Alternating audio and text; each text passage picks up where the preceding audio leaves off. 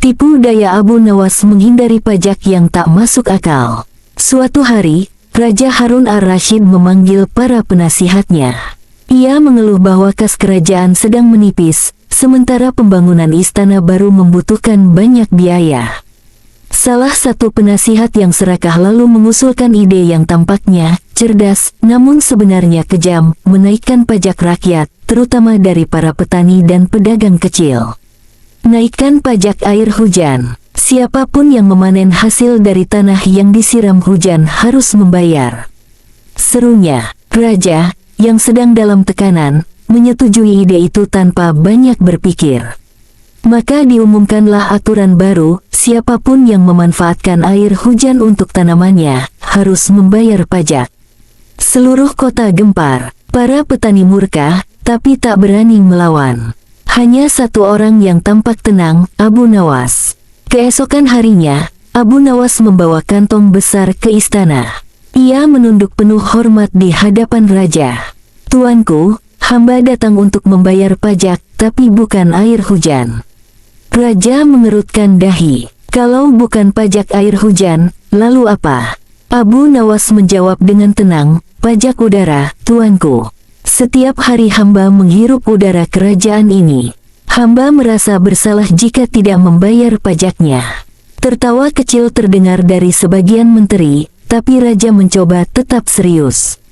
"Udara tidak bisa dikenai pajak, Abu Nawas."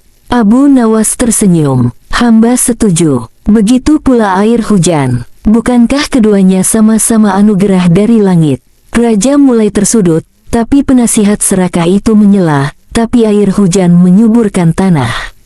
"Ada hasilnya." Abu Nawas mengangguk. "Benar. Tapi bagaimana dengan orang-orang kaya yang menggunakan air dari sungai kerajaan untuk mengisi kolam pribadi mereka?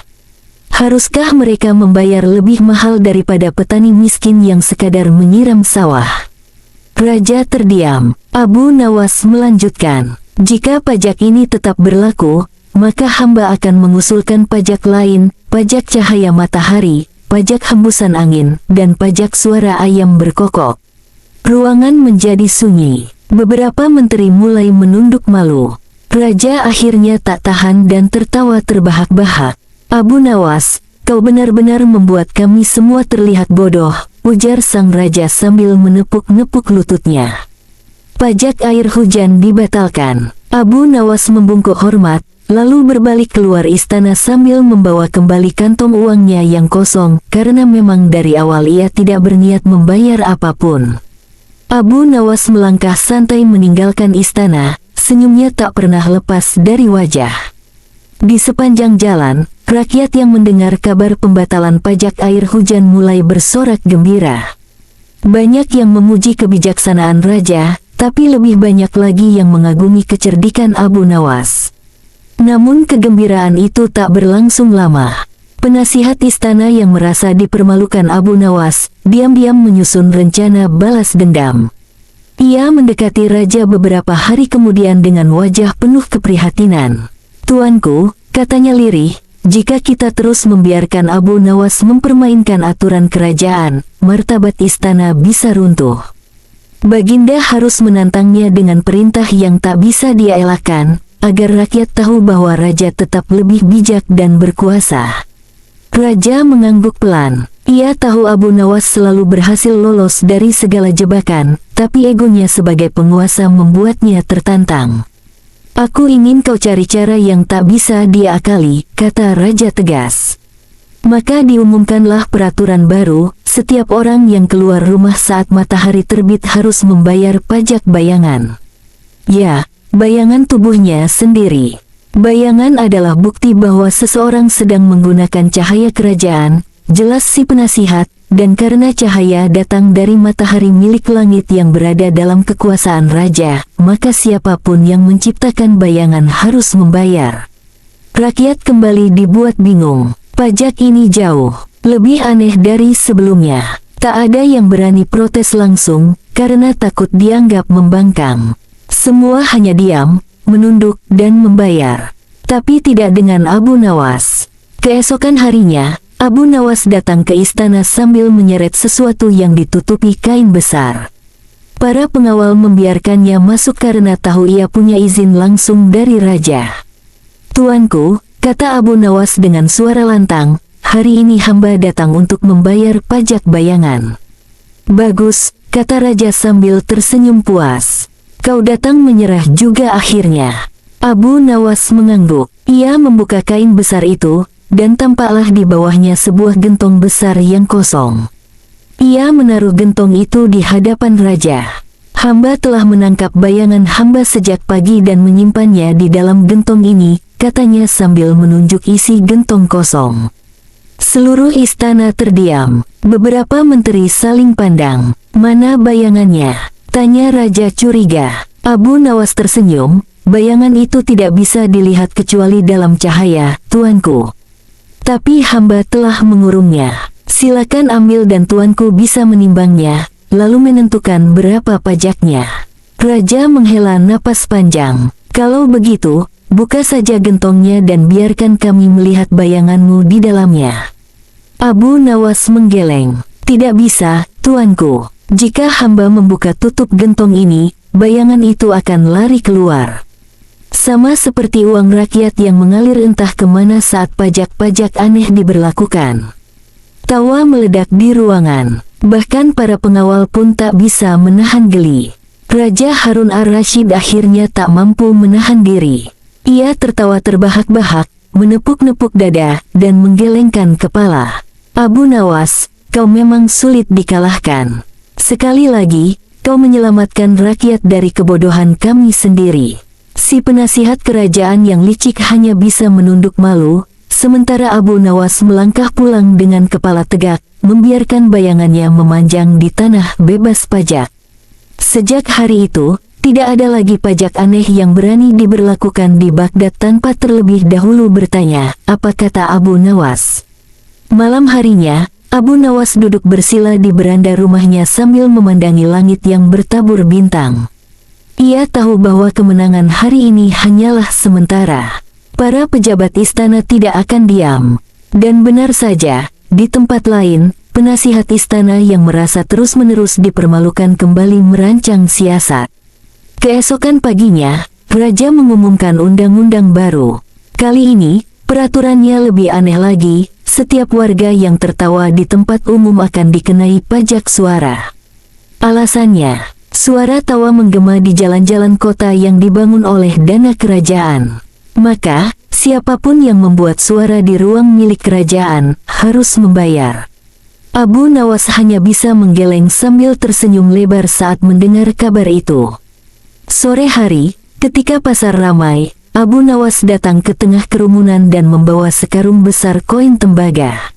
Ia naik ke atas peti dan berteriak, "Wahai seluruh rakyat Baghdad, hari ini aku akan membayar pajak suara." Orang-orang berhenti beraktivitas dan menoleh. Lalu Abu Nawas mulai tertawa terbahak-bahak, terpingkal-pingkal hingga tubuhnya terhuyung ke kiri dan kanan. Penduduk yang melihat tingkahnya pun ikut tertawa, hingga pasar menjadi lautan tawa. Petugas pajak segera datang dan menyita perhatiannya. "Abu Nawas, kau telah membuat keributan. Sekarang bayar pajak suara." Abu Nawas mengangguk dan membuka karung koinnya. Tapi bukan uang yang ada di dalamnya, melainkan kerikil-kerikil kecil yang dicat warna emas.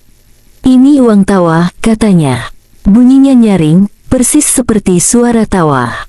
"Jadi adil jika aku membayar suara dengan suara." Petugas tak tahu harus menjawab apa. Mereka membawa Abu Nawas ke istana. Di hadapan raja, Abu Nawas ditanyai dengan nada keras, "Kenapa kau terus mempermainkan peraturan kerajaan?" "Tuanku," jawab Abu Nawas dengan tenang, "yang hamba mainkan bukan peraturannya, tapi logika di baliknya." Tertawa adalah fitrah manusia. Jika rakyat tidak boleh tertawa tanpa bayar, maka sesungguhnya kerajaan telah mengubah tawa menjadi tangisan. Raja menunduk. Kata-kata itu menyentuhnya. Namun si penasihat yang keras kepala belum menyerah.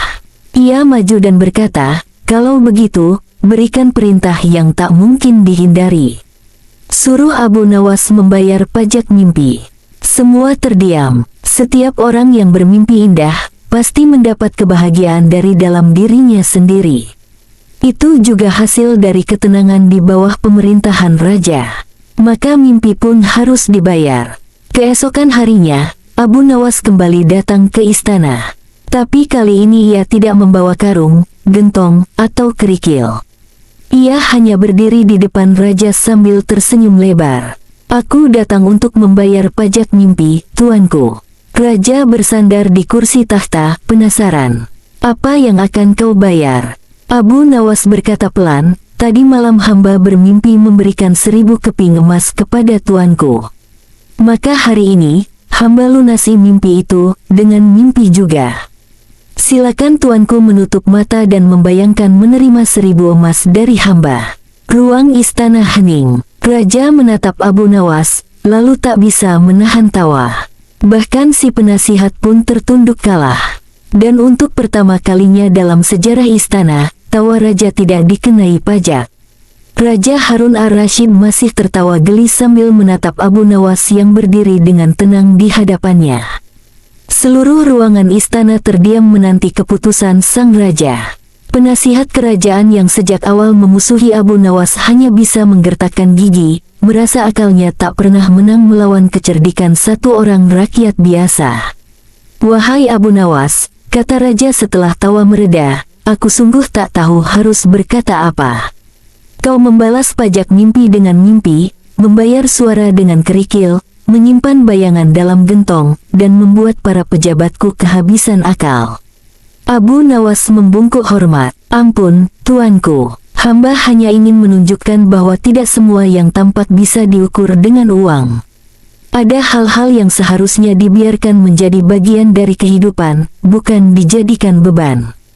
Raja mengangguk dalam. Wajahnya yang semula penuh canda kini berubah menjadi serius. Ia bangkit dari kursi kebesaran, melangkah maju, lalu menepuk pundak Abu Nawas. Kau benar, katanya. Mulai hari ini, semua pajak yang tidak masuk akal akan dicabut. Aku akan meninjau kembali semua kebijakan agar rakyat tidak hidup dalam ketakutan, tapi dalam keadilan. Seluruh menteri terdiam. Beberapa menunduk malu, sadar telah mendukung kebijakan yang menyengsarakan. Sedangkan si penasihat yang tamak dan penuh tipu daya itu dicopot dari jabatannya dan diperintahkan untuk kembali belajar, bukan belajar menipu, tapi belajar mendengarkan hati nurani. Rakyat Baghdad menyambut keputusan raja dengan sukacita. Mereka kembali tersenyum, tertawa, dan bermimpi tanpa khawatir harus membayar untuk setiap detik kebahagiaan. Dan nama Abu Nawas kembali harum di seantero kota, bukan sebagai pemberontak, tapi sebagai pengingat bahwa akal sehat harus lebih tinggi daripada keserakahan. Hikmah dari kisah ini, kecerdikan dan keberanian dalam menyuarakan kebenaran bisa menjadi pelindung bagi banyak orang. Pemerintahan yang adil lahir bukan dari kekuasaan mutlak, tapi dari kemampuan untuk mendengarkan, merenung, dan memperbaiki diri. Dan tak semua hal di dunia ini bisa, atau seharusnya, dipajaki. Tawa, mimpi, cahaya, dan bayangan adalah anugerah Allah, bukan komoditas. Siapapun yang berusaha memonopolinya, pada akhirnya akan dikalahkan oleh akal dan kebenaran. Tipu daya Abu Nawas menghindari pajak yang tak masuk akal. Suatu hari, Raja Harun ar-Rasyid memanggil para penasihatnya. Ia mengeluh bahwa kas kerajaan sedang menipis, sementara pembangunan istana baru membutuhkan banyak biaya. Salah satu penasihat yang serakah lalu mengusulkan ide yang tampaknya cerdas, namun sebenarnya kejam, menaikkan pajak rakyat, terutama dari para petani dan pedagang kecil. Naikkan pajak air hujan. Siapapun yang memanen hasil dari tanah yang disiram hujan harus membayar. Serunya, raja, yang sedang dalam tekanan, menyetujui ide itu tanpa banyak berpikir. Maka diumumkanlah aturan baru, siapapun yang memanfaatkan air hujan untuk tanamannya, harus membayar pajak. Seluruh kota gempar, para petani murka, tapi tak berani melawan. Hanya satu orang yang tampak tenang, Abu Nawas. Keesokan harinya, Abu Nawas membawa kantong besar ke istana. Ia menunduk penuh hormat di hadapan raja. Tuanku, Hamba datang untuk membayar pajak, tapi bukan air hujan. Raja mengerutkan dahi. Kalau bukan pajak air hujan, lalu apa? Abu Nawas menjawab dengan tenang, pajak udara, tuanku. Setiap hari hamba menghirup udara kerajaan ini. Hamba merasa bersalah jika tidak membayar pajaknya. Tertawa kecil terdengar dari sebagian menteri, tapi raja mencoba tetap serius. Udara tidak bisa dikenai pajak, Abu Nawas. Abu Nawas tersenyum. Hamba setuju. Begitu pula air hujan. Bukankah keduanya sama-sama anugerah dari langit? Raja mulai tersudut, tapi penasihat serakah itu menyela, tapi air hujan menyuburkan tanah. Ada hasilnya. Abu Nawas mengangguk. Benar. Tapi bagaimana dengan orang-orang kaya yang menggunakan air dari sungai kerajaan untuk mengisi kolam pribadi mereka? Haruskah mereka membayar lebih mahal daripada petani miskin yang sekadar menyiram sawah? Raja terdiam. Abu Nawas melanjutkan, jika pajak ini tetap berlaku, maka hamba akan mengusulkan pajak lain, pajak cahaya matahari, pajak hembusan angin, dan pajak suara ayam berkokok. Ruangan menjadi sunyi. Beberapa menteri mulai menunduk malu. Raja akhirnya tak tahan dan tertawa terbahak-bahak.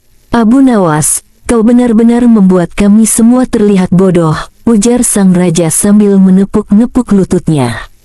Pajak air hujan dibatalkan. Abu Nawas membungkuk hormat, lalu berbalik keluar istana sambil membawa kembali kantong uangnya yang kosong, karena memang dari awal ia tidak berniat membayar apapun.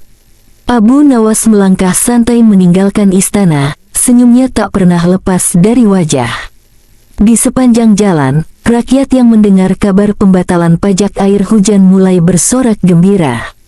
Banyak yang memuji kebijaksanaan raja, tapi lebih banyak lagi yang mengagumi kecerdikan Abu Nawas. Namun kegembiraan itu tak berlangsung lama. Penasihat istana yang merasa dipermalukan Abu Nawas, diam-diam menyusun rencana balas dendam. Ia mendekati raja beberapa hari kemudian dengan wajah penuh keprihatinan.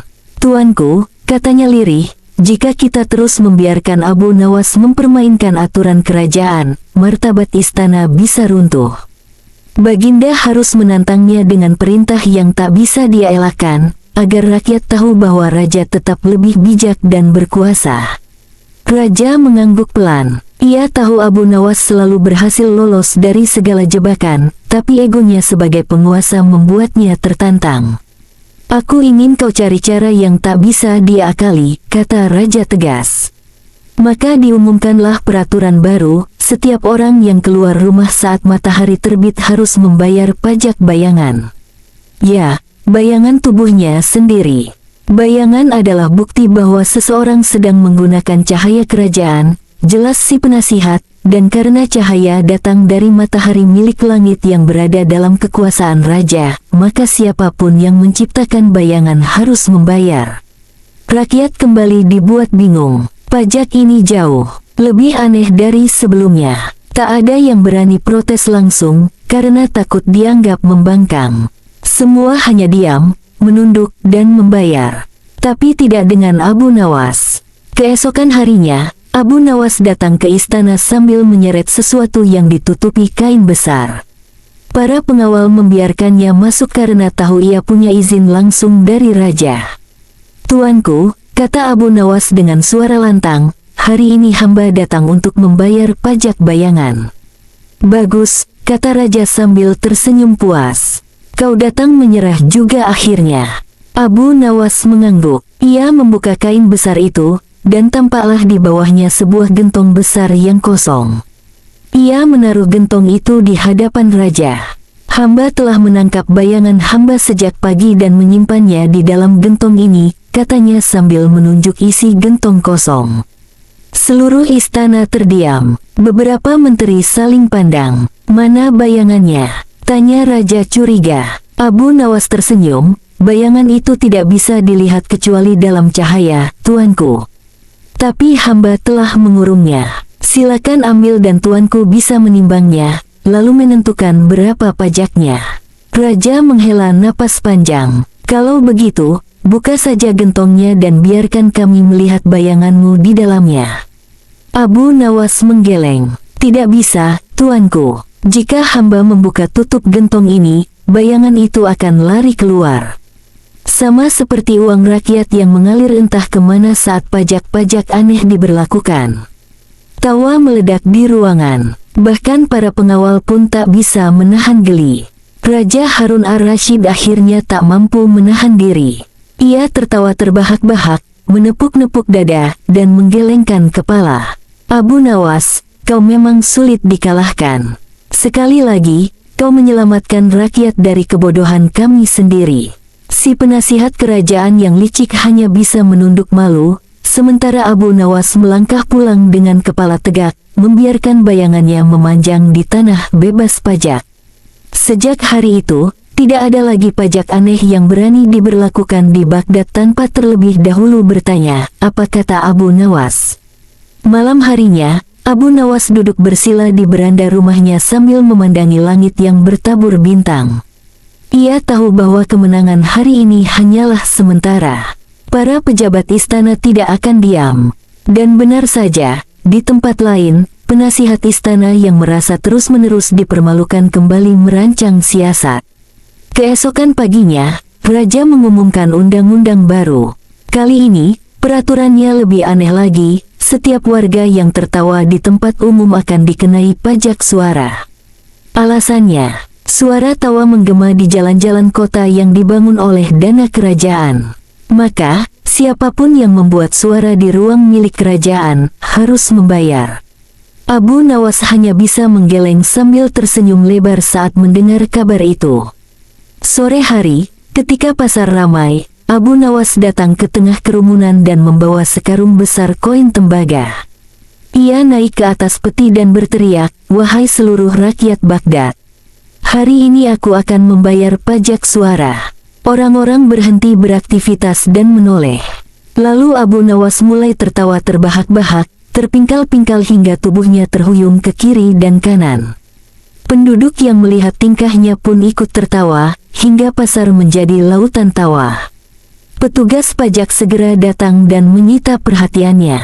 "Abu Nawas, kau telah membuat keributan. Sekarang bayar pajak suara." Abu Nawas mengangguk dan membuka karung koinnya. Tapi bukan uang yang ada di dalamnya, melainkan kerikil-kerikil kecil yang dicat warna emas. "Ini uang tawa," katanya. Bunyinya nyaring, persis seperti suara tawa. "Jadi adil jika aku membayar suara dengan suara." Petugas tak tahu harus menjawab apa. Mereka membawa Abu Nawas ke istana. Di hadapan raja, Abu Nawas ditanyai dengan nada keras. "Kenapa kau terus mempermainkan peraturan kerajaan?" "Tuanku," jawab Abu Nawas dengan tenang, "yang hamba mainkan bukan peraturannya, tapi logika di baliknya." Tertawa adalah fitrah manusia. Jika rakyat tidak boleh tertawa tanpa bayar, maka sesungguhnya kerajaan telah mengubah tawa menjadi tangisan. Raja menunduk. Kata-kata itu menyentuhnya. Namun si penasihat yang keras kepala belum menyerah. Ia maju dan berkata, "Kalau begitu, berikan perintah yang tak mungkin dihindari. Suruh Abu Nawas membayar pajak mimpi." Semua terdiam. Setiap orang yang bermimpi indah, pasti mendapat kebahagiaan dari dalam dirinya sendiri. Itu juga hasil dari ketenangan di bawah pemerintahan raja. Maka mimpi pun harus dibayar. Keesokan harinya, Abu Nawas kembali datang ke istana. Tapi kali ini ia tidak membawa karung, gentong, atau kerikil. Ia hanya berdiri di depan raja sambil tersenyum lebar. "Aku datang untuk membayar pajak mimpi, tuanku." Raja bersandar di kursi tahta, penasaran. "Apa yang akan kau bayar?" Abu Nawas berkata pelan, "Tadi malam hamba bermimpi memberikan 1000 keping emas kepada tuanku. Maka hari ini, hamba lunasi mimpi itu, dengan mimpi juga. Silakan tuanku menutup mata dan membayangkan menerima 1000 emas dari hamba." Ruang istana hening. Raja menatap Abu Nawas, lalu tak bisa menahan tawa. Bahkan si penasihat pun tertunduk kalah. Dan untuk pertama kalinya dalam sejarah istana, tawa raja tidak dikenai pajak. Raja Harun ar-Rasyid masih tertawa geli sambil menatap Abu Nawas yang berdiri dengan tenang di hadapannya.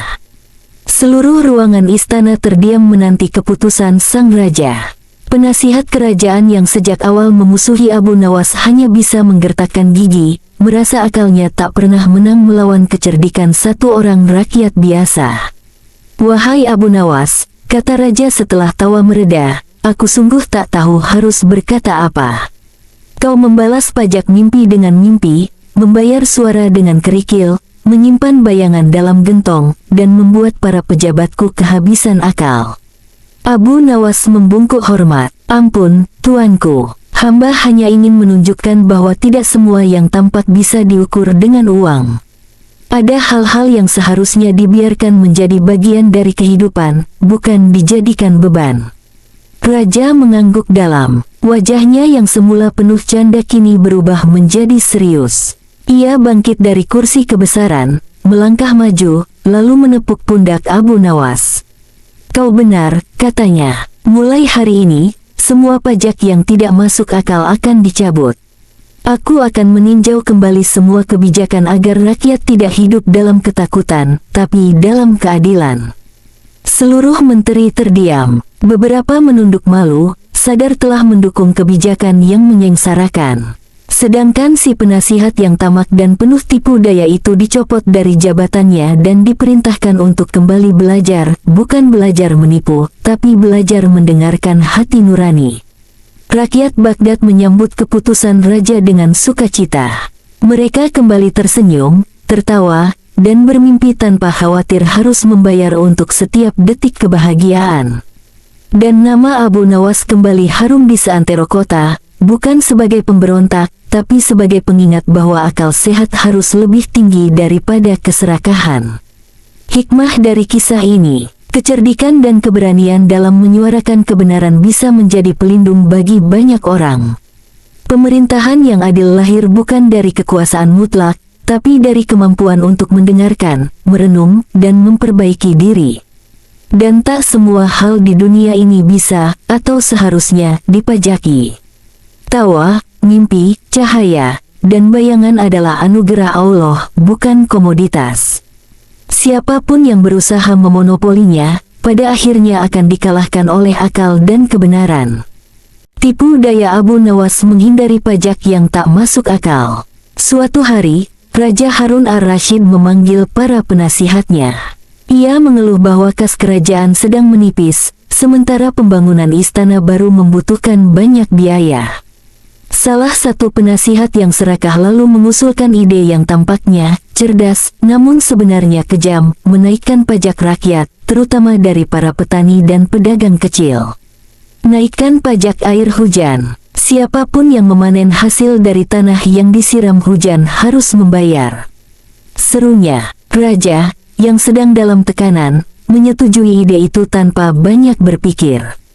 Maka diumumkanlah aturan baru, siapapun yang memanfaatkan air hujan untuk tanamannya, harus membayar pajak. Seluruh kota gempar, para petani murka, tapi tak berani melawan. Hanya satu orang yang tampak tenang, Abu Nawas. Keesokan harinya, Abu Nawas membawa kantong besar ke istana. Ia menunduk penuh hormat di hadapan raja. "Tuanku, hamba datang untuk membayar pajak, tapi bukan air hujan." Raja mengerutkan dahi. "Kalau bukan pajak air hujan, lalu apa?" Abu Nawas menjawab dengan tenang, "Pajak udara, tuanku. Setiap hari hamba menghirup udara kerajaan ini. Hamba merasa bersalah jika tidak membayar pajaknya." Tertawa kecil terdengar dari sebagian menteri, tapi raja mencoba tetap serius. "Udara tidak bisa dikenai pajak, Abu Nawas." Abu Nawas tersenyum. "Hamba setuju. Begitu pula air hujan. Bukankah keduanya sama-sama anugerah dari langit?"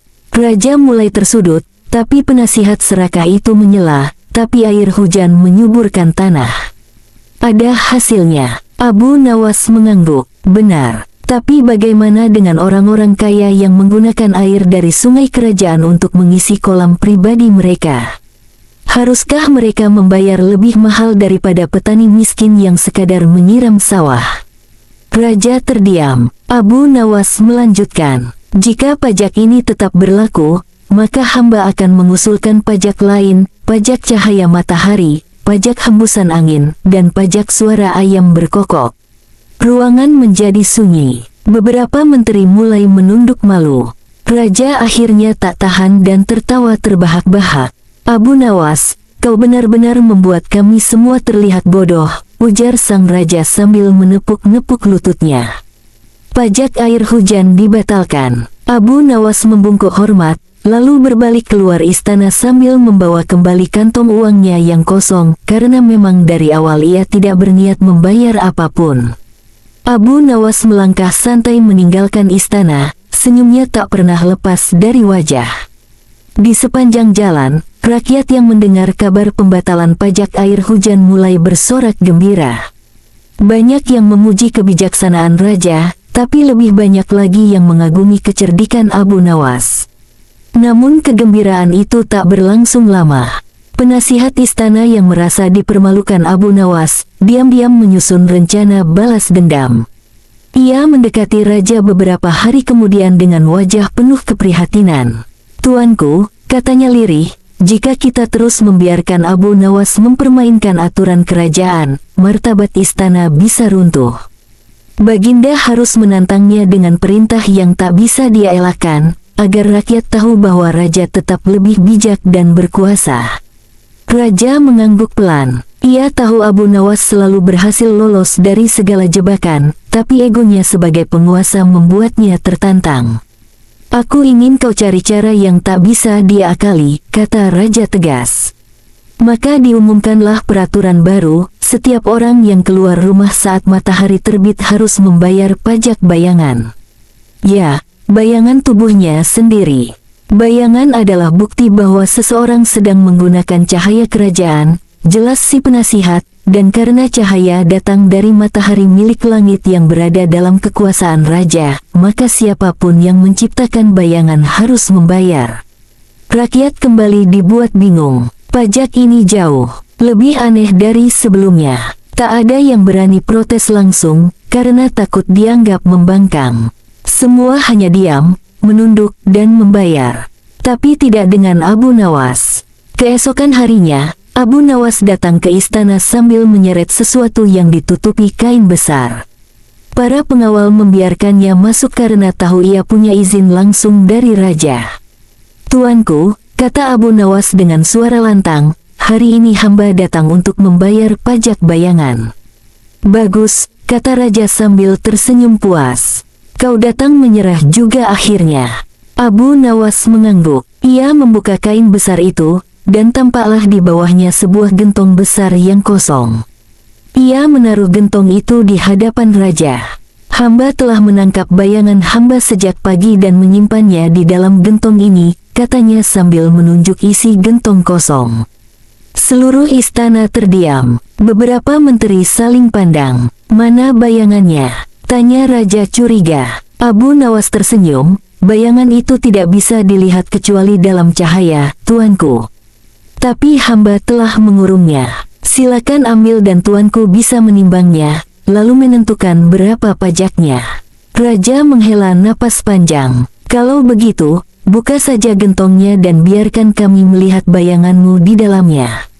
Abu Nawas menggeleng. "Tidak bisa, tuanku. Jika hamba membuka tutup gentong ini, bayangan itu akan lari keluar. Sama seperti uang rakyat yang mengalir entah kemana saat pajak-pajak aneh diberlakukan." Tawa meledak di ruangan. Bahkan para pengawal pun tak bisa menahan geli. Raja Harun ar-Rasyid akhirnya tak mampu menahan diri.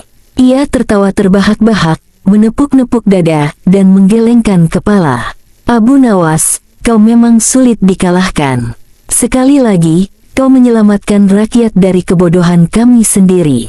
Si penasihat kerajaan yang licik hanya bisa menunduk malu, sementara Abu Nawas melangkah pulang dengan kepala tegak, membiarkan bayangannya memanjang di tanah bebas pajak.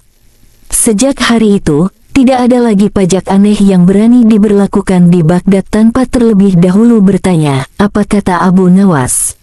Malam harinya, Abu Nawas duduk bersila di beranda rumahnya sambil memandangi langit yang bertabur bintang. Ia tahu bahwa kemenangan hari ini hanyalah sementara. Para pejabat istana tidak akan diam. Dan benar saja, di tempat lain, penasihat istana yang merasa terus-menerus dipermalukan kembali merancang siasat. Keesokan paginya, raja mengumumkan undang-undang baru. Kali ini, peraturannya lebih aneh lagi. Setiap warga yang tertawa di tempat umum akan dikenai pajak suara. Alasannya, suara tawa menggema di jalan-jalan kota yang dibangun oleh dana kerajaan. Maka, siapapun yang membuat suara di ruang milik kerajaan harus membayar. Abu Nawas hanya bisa menggeleng sambil tersenyum lebar saat mendengar kabar itu. Sore hari, ketika pasar ramai, Abu Nawas datang ke tengah kerumunan dan membawa sekarung besar koin tembaga. Ia naik ke atas peti dan berteriak, "Wahai seluruh rakyat Baghdad, hari ini aku akan membayar pajak suara." Orang-orang berhenti beraktivitas dan menoleh. Lalu Abu Nawas mulai tertawa terbahak-bahak, terpingkal-pingkal hingga tubuhnya terhuyung ke kiri dan kanan. Penduduk yang melihat tingkahnya pun ikut tertawa, hingga pasar menjadi lautan tawa. Petugas pajak segera datang dan menyita perhatiannya. "Abu Nawas, kau telah membuat keributan. Sekarang bayar pajak suara." Abu Nawas mengangguk dan membuka karung koinnya. Tapi bukan uang yang ada di dalamnya, melainkan kerikil-kerikil kecil yang dicat warna emas.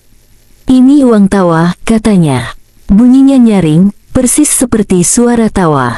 "Jadi adil jika aku membayar suara dengan suara." Petugas tak tahu harus menjawab apa. Mereka membawa Abu Nawas ke istana.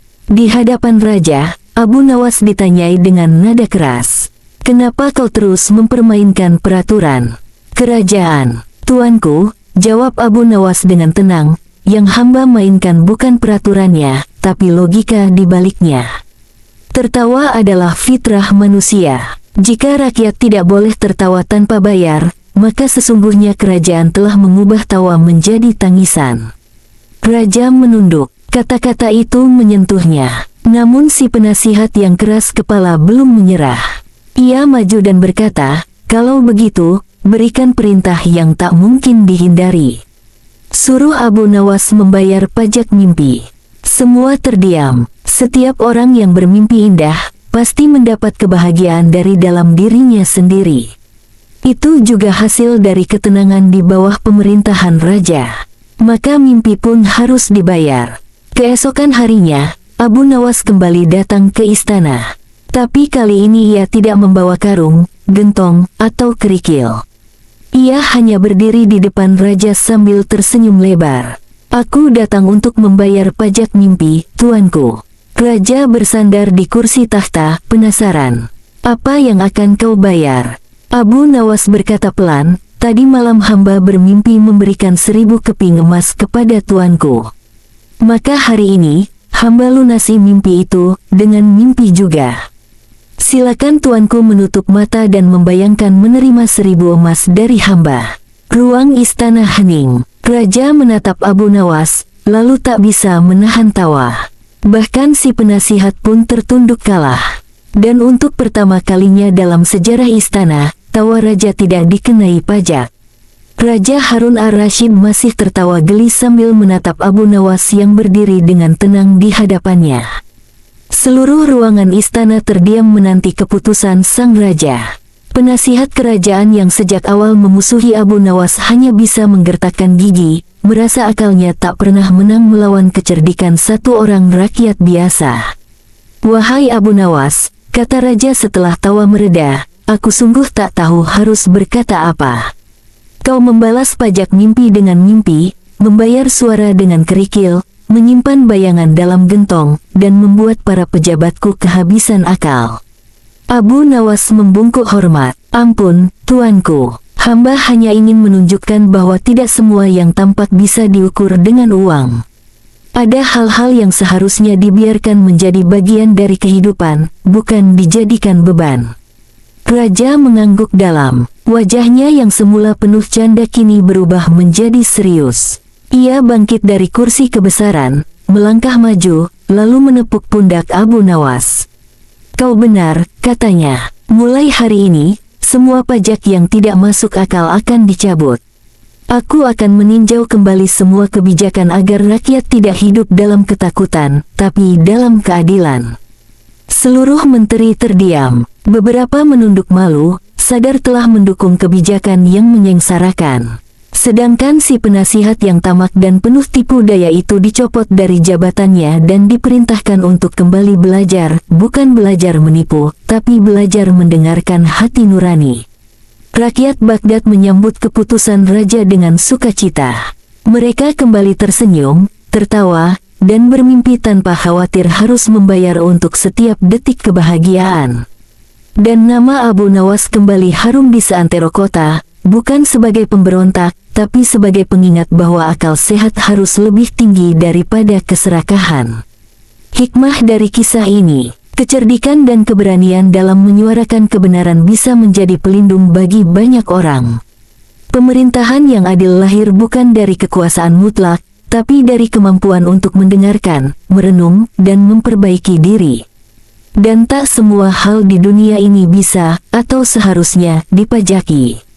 Tawa, mimpi, cahaya, dan bayangan adalah anugerah Allah, bukan komoditas. Siapapun yang berusaha memonopolinya, pada akhirnya akan dikalahkan oleh akal dan kebenaran. Tipu daya Abu Nawas menghindari pajak yang tak masuk akal. Suatu hari, Raja Harun ar-Rasyid memanggil para penasihatnya. Ia mengeluh bahwa kas kerajaan sedang menipis, sementara pembangunan istana baru membutuhkan banyak biaya. Salah satu penasihat yang serakah lalu mengusulkan ide yang tampaknya cerdas, namun sebenarnya kejam, menaikkan pajak rakyat, terutama dari para petani dan pedagang kecil. Naikkan pajak air hujan. Siapapun yang memanen hasil dari tanah yang disiram hujan harus membayar. Serunya, raja, yang sedang dalam tekanan, menyetujui ide itu tanpa banyak berpikir.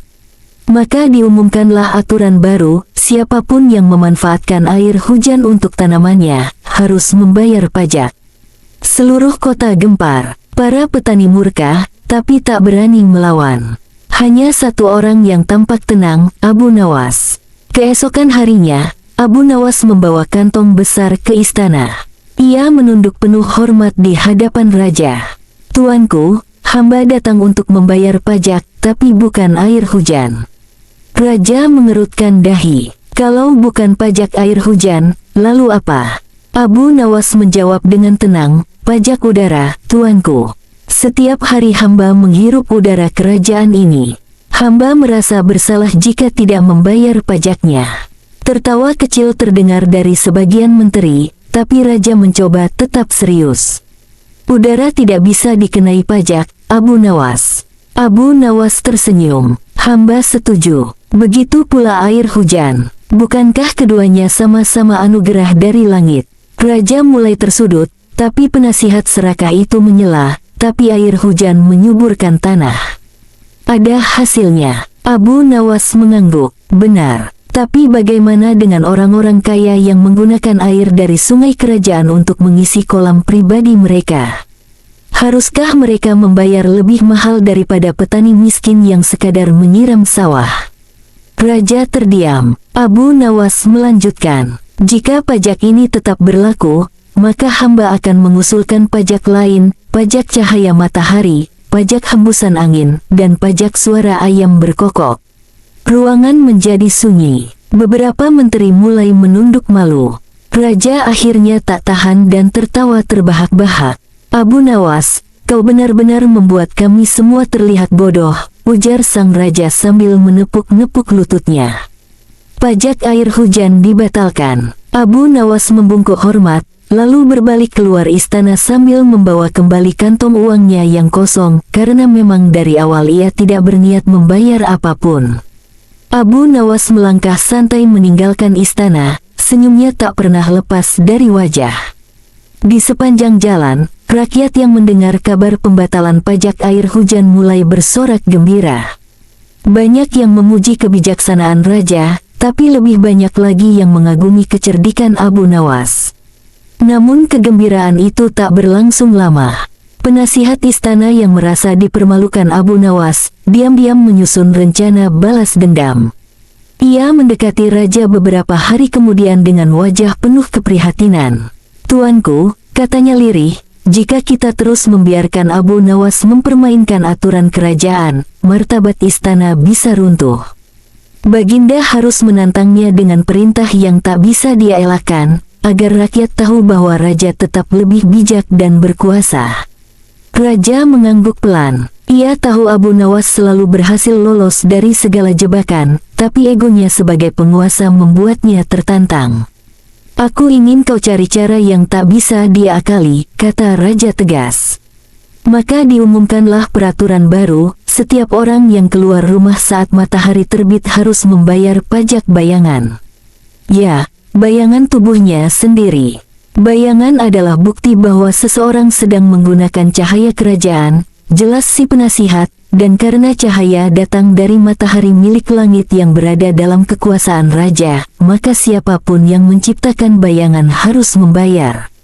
Rakyat kembali dibuat bingung. Pajak ini jauh lebih aneh dari sebelumnya. Tak ada yang berani protes langsung, karena takut dianggap membangkang. Semua hanya diam, menunduk, dan membayar. Tapi tidak dengan Abu Nawas. Keesokan harinya, Abu Nawas datang ke istana sambil menyeret sesuatu yang ditutupi kain besar.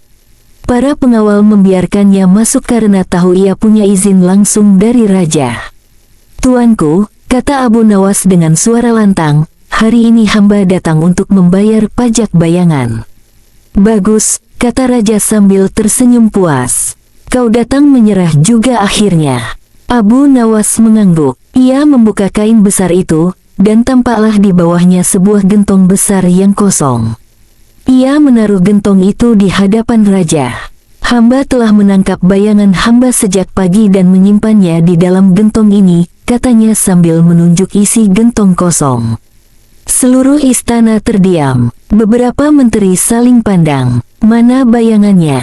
tanya raja curiga. Abu Nawas tersenyum. "Bayangan itu tidak bisa dilihat kecuali dalam cahaya, tuanku. Tapi hamba telah mengurungnya. Silakan ambil dan tuanku bisa menimbangnya, lalu menentukan berapa pajaknya." Raja menghela napas panjang. "Kalau begitu, buka saja gentongnya dan biarkan kami melihat bayanganmu di dalamnya."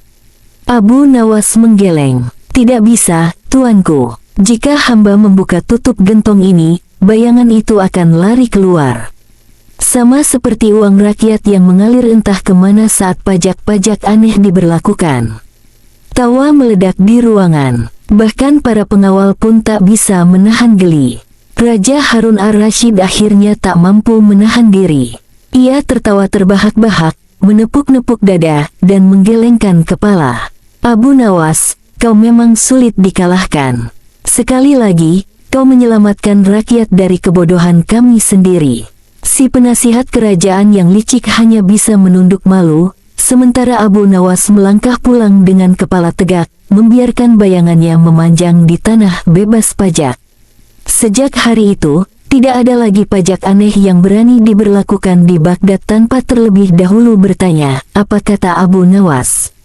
Malam harinya, Abu Nawas duduk bersila di beranda rumahnya sambil memandangi langit yang bertabur bintang. Ia tahu bahwa kemenangan hari ini hanyalah sementara. Para pejabat istana tidak akan diam. Dan benar saja, di tempat lain, penasihat istana yang merasa terus-menerus dipermalukan kembali merancang siasat. Keesokan paginya, raja mengumumkan undang-undang baru. Kali ini, peraturannya lebih aneh lagi. Setiap warga yang tertawa di tempat umum akan dikenai pajak suara. Alasannya, suara tawa menggema di jalan-jalan kota yang dibangun oleh dana kerajaan. Maka, siapapun yang membuat suara di ruang milik kerajaan, harus membayar. Abu Nawas hanya bisa menggeleng sambil tersenyum lebar saat mendengar kabar itu. Sore hari, ketika pasar ramai, Abu Nawas datang ke tengah kerumunan dan membawa sekarung besar koin tembaga. Ia naik ke atas peti dan berteriak, "Wahai seluruh rakyat Baghdad, hari ini aku akan membayar pajak suara." Orang-orang berhenti beraktivitas dan menoleh. Lalu Abu Nawas mulai tertawa terbahak-bahak, terpingkal-pingkal hingga tubuhnya terhuyung ke kiri dan kanan. Penduduk yang melihat tingkahnya pun ikut tertawa, hingga pasar menjadi lautan tawa. Petugas pajak segera datang dan menyita perhatiannya. Abu Nawas, kau telah membuat keributan. Sekarang bayar pajak suara. Abu Nawas mengangguk dan membuka karung koinnya. Tapi bukan uang yang ada di dalamnya, melainkan kerikil-kerikil kecil yang dicat warna emas. Ini uang tawa, katanya. Bunyinya nyaring, persis seperti suara tawa. Jadi adil jika aku membayar suara dengan suara. Petugas tak tahu harus menjawab apa. Mereka membawa Abu Nawas ke istana. Di hadapan raja, Abu Nawas ditanyai dengan nada keras.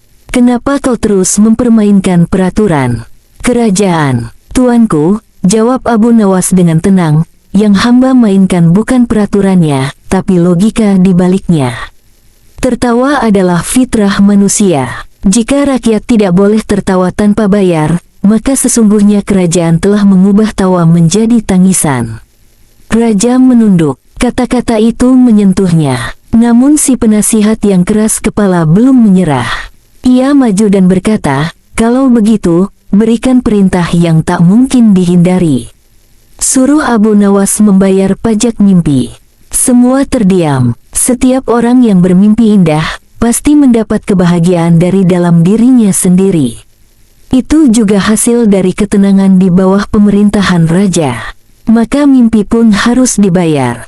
Keesokan harinya, Abu Nawas kembali datang ke istana. Tapi kali ini ia tidak membawa karung, gentong, atau kerikil. Ia hanya berdiri di depan raja sambil tersenyum lebar. Aku datang untuk membayar pajak mimpi, tuanku. Raja bersandar di kursi tahta, penasaran. Apa yang akan kau bayar? Abu Nawas berkata pelan, tadi malam hamba bermimpi memberikan 1000 keping emas kepada tuanku. Maka hari ini, hamba lunasi mimpi itu, dengan mimpi juga. Silakan tuanku menutup mata dan membayangkan menerima 1000 emas dari hamba. Ruang istana hening. Raja menatap Abu Nawas, lalu tak bisa menahan tawa. Bahkan si penasihat pun tertunduk kalah. Dan untuk pertama kalinya dalam sejarah istana, tawa raja tidak dikenai pajak. Raja Harun ar-Rasyid masih tertawa geli sambil menatap Abu Nawas yang berdiri dengan tenang di hadapannya. Seluruh ruangan istana terdiam menanti keputusan sang raja. Penasihat kerajaan yang sejak awal memusuhi Abu Nawas hanya bisa menggertakkan gigi, merasa akalnya tak pernah menang melawan kecerdikan satu orang rakyat biasa. Wahai Abu Nawas, kata raja setelah tawa mereda, aku sungguh tak tahu harus berkata apa. Kau membalas pajak mimpi dengan mimpi, membayar suara dengan kerikil, menyimpan bayangan dalam gentong, dan membuat para pejabatku kehabisan akal. Abu Nawas membungkuk hormat. Ampun, tuanku. Hamba hanya ingin menunjukkan bahwa tidak semua yang tampak bisa diukur dengan uang. Ada hal-hal yang seharusnya dibiarkan menjadi bagian dari kehidupan, bukan dijadikan beban. Raja mengangguk dalam. Wajahnya yang semula penuh canda kini berubah menjadi serius. Ia bangkit dari kursi kebesaran, melangkah maju, lalu menepuk pundak Abu Nawas. Kau benar, katanya. Mulai hari ini, semua pajak yang tidak masuk akal akan dicabut. Aku akan meninjau kembali semua kebijakan agar rakyat tidak hidup dalam ketakutan, tapi dalam keadilan. Seluruh menteri terdiam. Beberapa menunduk malu, sadar telah mendukung kebijakan yang menyengsarakan. Sedangkan si penasihat yang tamak dan penuh tipu daya itu dicopot dari jabatannya dan diperintahkan untuk kembali belajar, bukan belajar menipu, tapi belajar mendengarkan hati nurani. Rakyat Baghdad menyambut keputusan raja dengan sukacita. Mereka kembali tersenyum, tertawa, dan bermimpi tanpa khawatir harus membayar untuk setiap detik kebahagiaan. Dan nama Abu Nawas kembali harum di seantero kota, bukan sebagai pemberontak, tapi sebagai pengingat bahwa akal sehat harus lebih tinggi daripada keserakahan. Hikmah dari kisah ini, kecerdikan dan keberanian dalam menyuarakan kebenaran bisa menjadi pelindung bagi banyak orang. Pemerintahan yang adil lahir bukan dari kekuasaan mutlak, tapi dari kemampuan untuk mendengarkan, merenung, dan memperbaiki diri. Dan tak semua hal di dunia ini bisa, atau seharusnya, dipajaki. Tawa, mimpi, cahaya, dan bayangan adalah anugerah Allah, bukan komoditas. Siapapun yang berusaha memonopolinya, pada akhirnya akan dikalahkan oleh akal dan kebenaran. Tipu daya Abu Nawas menghindari pajak yang tak masuk akal. Suatu hari, Raja Harun ar-Rasyid memanggil para penasihatnya.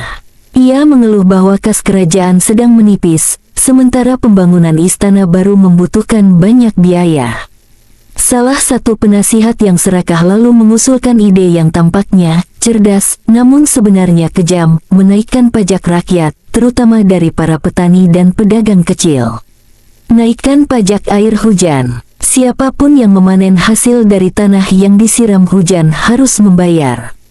Serunya, Raja, yang sedang dalam tekanan, menyetujui ide itu tanpa banyak berpikir. Maka diumumkanlah aturan baru, siapapun yang memanfaatkan air hujan untuk tanamannya, harus membayar pajak. Seluruh kota gempar, para petani murka, tapi tak berani melawan. Hanya satu orang yang tampak tenang, Abu Nawas. Keesokan harinya, Abu Nawas membawa kantong besar ke istana. Ia menunduk penuh hormat di hadapan raja. "Tuanku, hamba datang untuk membayar pajak, tapi bukan air hujan." Raja mengerutkan dahi. "Kalau bukan pajak air hujan, lalu apa?" Abu Nawas menjawab dengan tenang, "Pajak udara, tuanku. Setiap hari hamba menghirup udara kerajaan ini. Hamba merasa bersalah jika tidak membayar pajaknya." Tertawa kecil terdengar dari sebagian menteri, tapi raja mencoba tetap serius. "Udara tidak bisa dikenai pajak, Abu Nawas." Abu Nawas tersenyum. "Hamba setuju. Begitu pula air hujan. Bukankah keduanya sama-sama anugerah dari langit?" Raja mulai tersudut, tapi penasihat serakah itu menyela, "Tapi air hujan menyuburkan tanah." "Ada hasilnya." Abu Nawas mengangguk. "Benar. Tapi bagaimana dengan orang-orang kaya yang menggunakan air dari sungai kerajaan untuk mengisi kolam pribadi mereka? Haruskah mereka membayar lebih mahal daripada petani miskin yang sekadar menyiram sawah?" Raja terdiam. Abu Nawas melanjutkan, "Jika pajak ini tetap berlaku, maka hamba akan mengusulkan pajak lain, pajak cahaya matahari, pajak hembusan angin, dan pajak suara ayam berkokok." Ruangan menjadi sunyi. Beberapa menteri mulai menunduk malu. Raja akhirnya tak tahan dan tertawa terbahak-bahak. "Abu Nawas, kau benar-benar membuat kami semua terlihat bodoh," ujar sang raja sambil menepuk-nepuk lututnya. Pajak air hujan dibatalkan. Abu Nawas membungkuk hormat, lalu berbalik keluar istana sambil membawa kembali kantong uangnya yang kosong, karena memang dari awal ia tidak berniat membayar apapun. Abu Nawas melangkah santai meninggalkan istana, senyumnya tak pernah lepas dari wajah. Di sepanjang jalan, rakyat yang mendengar kabar pembatalan pajak air hujan mulai bersorak gembira. Banyak yang memuji kebijaksanaan raja, tapi lebih banyak lagi yang mengagumi kecerdikan Abu Nawas. Namun kegembiraan itu tak berlangsung lama. Penasihat istana yang merasa dipermalukan Abu Nawas, diam-diam menyusun rencana balas dendam. Ia mendekati raja beberapa hari kemudian dengan wajah penuh keprihatinan. "Tuanku," katanya lirih, "jika kita terus membiarkan Abu Nawas mempermainkan aturan kerajaan, martabat istana bisa runtuh. Baginda harus menantangnya dengan perintah yang tak bisa dia elakkan, agar rakyat tahu bahwa raja tetap lebih bijak dan berkuasa." Raja mengangguk pelan. Ia tahu Abu Nawas selalu berhasil lolos dari segala jebakan, tapi egonya sebagai penguasa membuatnya tertantang. "Aku ingin kau cari cara yang tak bisa dia akali," kata raja tegas. Maka diumumkanlah peraturan baru, setiap orang yang keluar rumah saat matahari terbit harus membayar pajak bayangan. Ya, bayangan tubuhnya sendiri. Bayangan adalah bukti bahwa seseorang sedang menggunakan cahaya kerajaan, jelas si penasihat, dan karena cahaya datang dari matahari milik langit yang berada dalam kekuasaan raja, maka siapapun yang menciptakan bayangan harus membayar. Rakyat kembali dibuat bingung. Pajak ini jauh Lebih aneh dari sebelumnya, tak ada yang berani protes langsung, karena takut dianggap membangkang. Semua hanya diam, menunduk, dan membayar. Tapi tidak dengan Abu Nawas. Keesokan harinya, Abu Nawas datang ke istana sambil menyeret sesuatu yang ditutupi kain besar. Para pengawal membiarkannya masuk karena tahu ia punya izin langsung dari raja. "Tuanku," kata Abu Nawas dengan suara lantang, "hari ini hamba datang untuk membayar pajak bayangan." "Bagus," kata raja sambil tersenyum puas. "Kau datang menyerah juga akhirnya." Abu Nawas mengangguk. Ia membuka kain besar itu, dan tampaklah di bawahnya sebuah gentong besar yang kosong. Ia menaruh gentong itu di hadapan raja. "Hamba telah menangkap bayangan hamba sejak pagi dan menyimpannya di dalam gentong ini," katanya sambil menunjuk isi gentong kosong. Seluruh istana terdiam. Beberapa menteri saling pandang. "Mana bayangannya?" tanya raja curiga. Abu Nawas tersenyum. "Bayangan itu tidak bisa dilihat kecuali dalam cahaya, tuanku. Tapi hamba telah mengurungnya. Silakan ambil dan tuanku bisa menimbangnya, lalu menentukan berapa pajaknya." Raja menghela napas panjang. "Kalau begitu, buka saja gentongnya dan biarkan kami melihat bayanganmu di dalamnya." Abu Nawas menggeleng. "Tidak bisa, tuanku. Jika hamba membuka tutup gentong ini, bayangan itu akan lari keluar. Sama seperti uang rakyat yang mengalir entah kemana saat pajak-pajak aneh diberlakukan." Tawa meledak di ruangan. Bahkan para pengawal pun tak bisa menahan geli. Raja Harun ar-Rasyid akhirnya tak mampu menahan diri. Ia tertawa terbahak-bahak, menepuk-nepuk dada, dan menggelengkan kepala. "Abu Nawas, kau memang sulit dikalahkan. Sekali lagi, kau menyelamatkan rakyat dari kebodohan kami sendiri." Si penasihat kerajaan yang licik hanya bisa menunduk malu, sementara Abu Nawas melangkah pulang dengan kepala tegak, membiarkan bayangannya memanjang di tanah bebas pajak. Sejak hari itu, tidak ada lagi pajak aneh yang berani diberlakukan di Baghdad tanpa terlebih dahulu bertanya, "Apa kata Abu Nawas?" Malam harinya, Abu Nawas duduk bersila di beranda rumahnya sambil memandangi langit yang bertabur bintang. Ia tahu bahwa kemenangan hari ini hanyalah sementara. Para pejabat istana tidak akan diam. Dan benar saja, di tempat lain, penasihat istana yang merasa terus-menerus dipermalukan kembali merancang siasat. Keesokan paginya, raja mengumumkan undang-undang baru. Kali ini, peraturannya lebih aneh lagi. Setiap warga yang tertawa di tempat umum akan dikenai pajak suara. Alasannya, suara tawa menggema di jalan-jalan kota yang dibangun oleh dana kerajaan. Maka, siapapun yang membuat suara di ruang milik kerajaan, harus membayar. Abu Nawas hanya bisa menggeleng sambil tersenyum lebar saat mendengar kabar itu. Sore hari, ketika pasar ramai, Abu Nawas datang ke tengah kerumunan dan membawa sekarung besar koin tembaga. Ia naik ke atas peti dan berteriak, "Wahai seluruh rakyat Baghdad, hari ini aku akan membayar pajak suara." Orang-orang berhenti beraktivitas dan menoleh. Lalu Abu Nawas mulai tertawa terbahak-bahak, terpingkal-pingkal hingga tubuhnya terhuyung ke kiri dan kanan. Penduduk yang melihat tingkahnya pun ikut tertawa, hingga pasar menjadi lautan tawa. Petugas pajak segera datang dan menyita perhatiannya. "Abu Nawas, kau telah membuat keributan. Sekarang bayar pajak suara." Abu Nawas mengangguk dan membuka karung koinnya. Tapi bukan uang yang ada di dalamnya, melainkan kerikil-kerikil kecil yang dicat warna emas. "Ini uang tawa," katanya. Bunyinya nyaring, persis seperti suara tawa. "Jadi adil jika aku membayar suara dengan suara." Petugas tak tahu harus menjawab apa. Mereka membawa Abu Nawas ke istana. Di hadapan raja, Abu Nawas ditanyai dengan nada keras, "Kenapa kau terus mempermainkan peraturan kerajaan?" "Tuanku," jawab Abu Nawas dengan tenang, "yang hamba mainkan bukan peraturannya, tapi logika di baliknya." Tertawa adalah fitrah manusia. Jika rakyat tidak boleh tertawa tanpa bayar, maka sesungguhnya kerajaan telah mengubah tawa menjadi tangisan.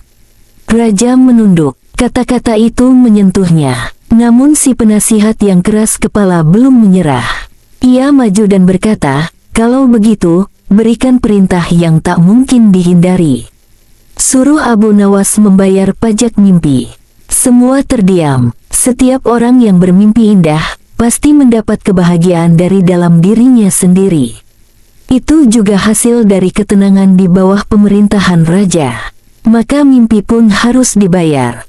Keesokan harinya, Abu Nawas kembali datang ke istana. Tapi kali ini ia tidak membawa karung, gentong, atau kerikil.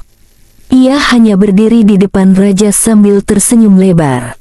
"Aku datang untuk membayar pajak mimpi, tuanku." Raja bersandar di kursi tahta, penasaran. "Apa yang akan kau bayar?" Abu Nawas berkata pelan, "Tadi malam hamba bermimpi memberikan 1000 keping emas kepada tuanku. Maka hari ini, hamba lunasi mimpi itu, dengan mimpi juga. Silakan tuanku menutup mata dan membayangkan menerima 1000 emas dari hamba." Ruang istana hening. Raja menatap Abu Nawas, lalu tak bisa menahan tawa. Bahkan si penasihat pun tertunduk kalah.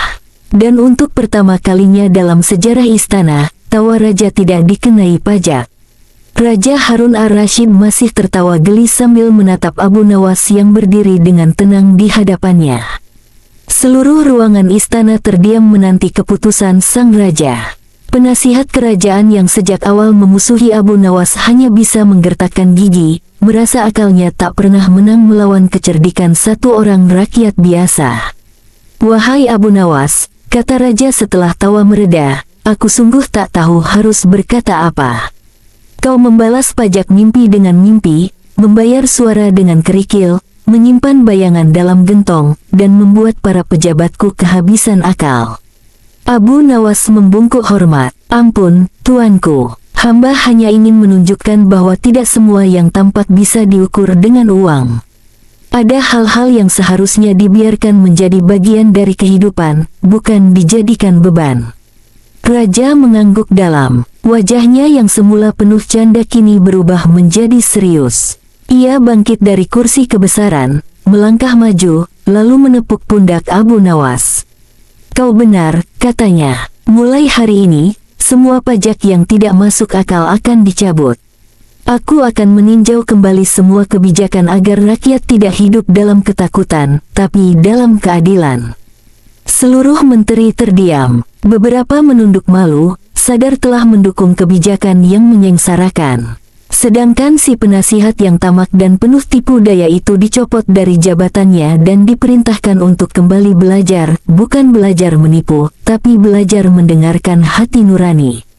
Rakyat Baghdad menyambut keputusan raja dengan sukacita. Mereka kembali tersenyum, tertawa, dan bermimpi tanpa khawatir harus membayar untuk setiap detik kebahagiaan.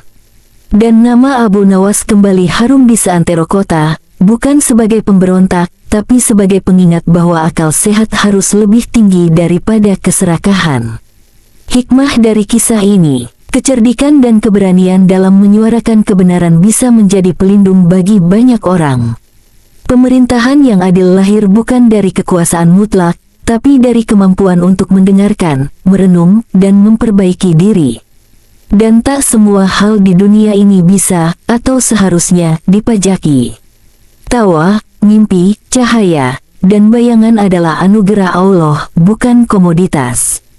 Siapapun yang berusaha memonopolinya, pada akhirnya akan dikalahkan oleh akal dan kebenaran.